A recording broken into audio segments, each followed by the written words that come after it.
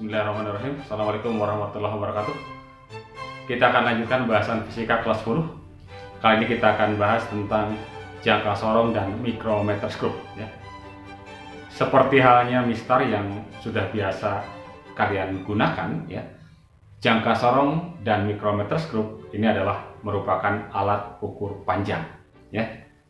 Namun perbedaannya terletak pada ketelitiannya ya, Kalau pada mistar misalnya, di mana satu skala terkecilnya adalah 1 mm, itu ketelitiannya adalah setengah milimeter ya. Tetapi jangka sorong itu memiliki ketelitian yang lebih baik lagi ya. Nanti akan kita lihat. Demikian pula micrometer screw ya, memiliki ketelitian yang lebih tinggi lagi ya. Nah, kita akan lihat yang pertama yaitu jangka sorong ya. Ini saya gambarkan ya, kira-kira bentuknya mirip lah seperti ini ya. Meskipun aslinya kalian bisa lihat di laboratorium ya. Nah, jangka sorong itu memiliki rahang bagian atas dan rahang bagian bawah, di mana masing-masing punya bagian tetap, jadi tetap tidak bergeser-geser ya. Yang rahang atas ini digunakan untuk mengukur bagian dalam ya, bagian dalam dari misalnya ada satu tabung ya, tabung bagian dalam ingin kita ukur diameternya misalnya. Kemudian rahang bawah ya, itu digunakan untuk mengukur bagian luar. Jadi kalau misalkan spidol ini ingin diukur ketebalan atau diameternya, maka kita gunakan rahang bawah digeser, ya, ini nanti digeser, kemudian kita jepit ya. Itu untuk mengukur diameter bagian luar. Tapi kalau misalkan yang bagian dalam, ini yang bagian dalam ini di edisi ini dimasukkan ya, kemudian tekan ke arah luar, jadi nanti dengan cara menggeser ini ya. Nah, jangka sorong itu memiliki dua skala, ada skala utama, ada skala nonius ya. Skala nonius ya, itu jumlahnya ada 10 untuk 9 skala utama ya. Jika dalam 9 skala utama ya, 9 skala utama, kemudian dibuat skala lagi jumlahnya 10. Jadi skala nonius. Sehingga nanti setiap satu skala nonius itu kira-kira nilainya adalah 0,1 mm ya.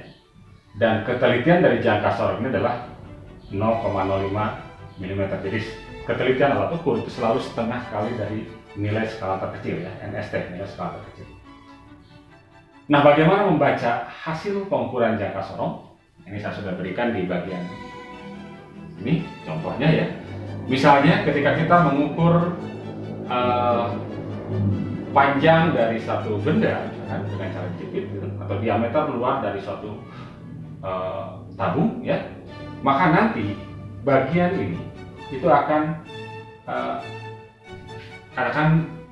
di sini ya.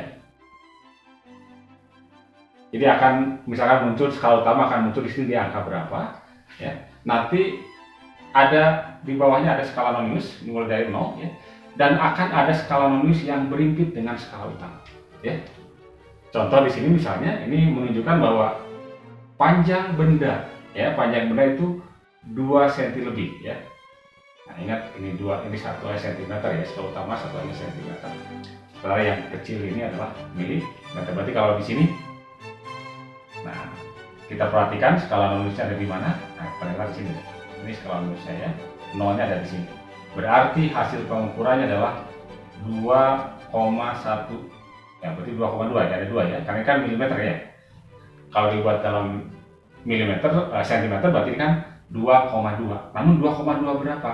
Nah, untuk melihat 2,2 berapanya ya, ini adalah hasil pengukuran di sini nih. Ini adalah 2,2 sekian. Nah, sekiannya berapa? Tinggal lihat skala nonius yang berimpit dengan skala utama ya.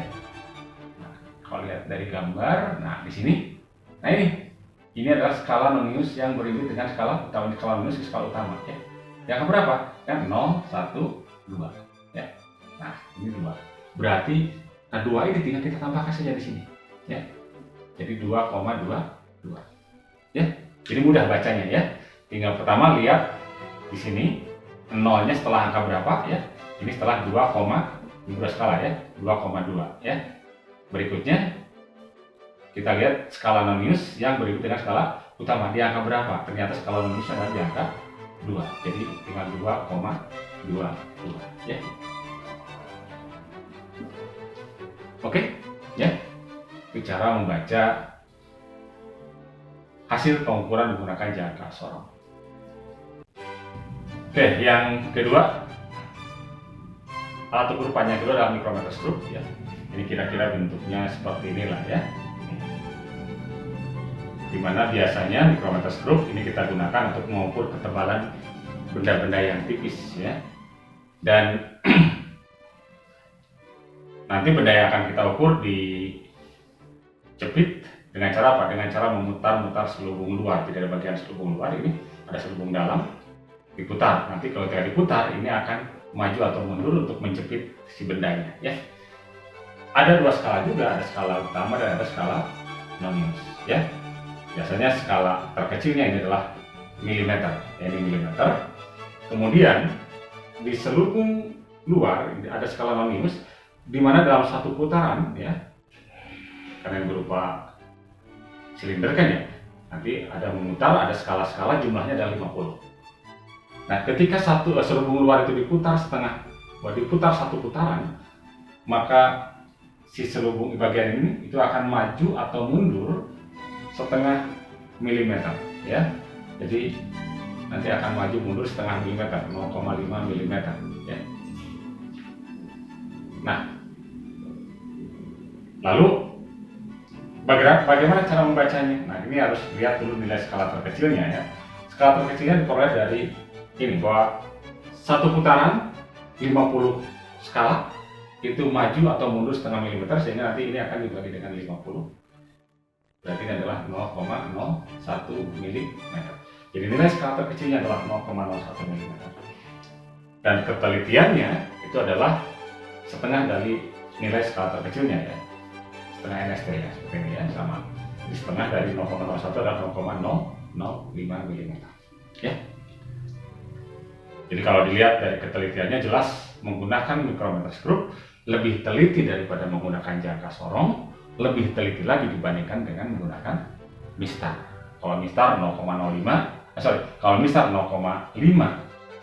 mm, jangka sorong 0,05 mm, sementara micrometer skrup 0,005 mm. Itu ketelitiannya ya.